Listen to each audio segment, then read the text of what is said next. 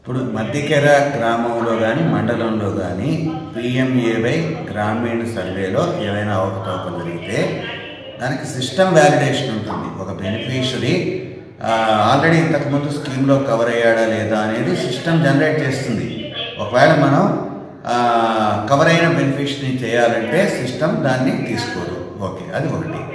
రెండోది, ఏ బెనిఫిషరీ అయితే మనం ప్రపోజ్ చేస్తున్నామో సర్వేలో ఆ బెనిఫిషరీ ఆధార్ కార్డుతో పాటు ఆ బెనిఫిషరీని ఎక్కడ ప్రస్తుతం నివాసం ఉంటున్నాడు అక్కడ ఫోటో తీసుకోవాలి, ఎక్కడ ఇల్లు కట్టుకోబోతున్నాడో అక్కడ కూడా ఫోటో తీసుకోవాలి. 2 చోట్ల వెరిఫై చేసుకోవాలి.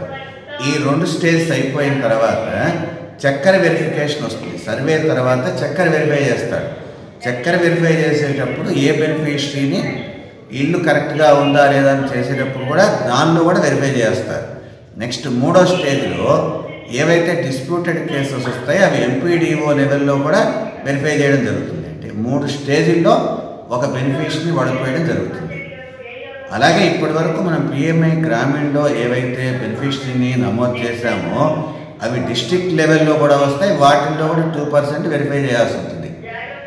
కాబట్టి వీలైనంత వరకు ఎక్కడ ఫుల్ ప్రూఫ్గానే అవకతవకలకి అవకాశం లేకుండానే ఈ సిస్టమ్ చేయడం జరిగింది. ఎక్కడైనా స్పెసిఫిక్గా ఫలానా ఇష్యూ ఉందంటే దాని మీద తప్పకుండా ఎంక్వైరీ చేసి ఎవరు దానికి బాధ్యులు వాళ్ళందరి మీద తప్పకుండా చర్యలు తీసుకోవడం జరుగుతుంది. Thank you.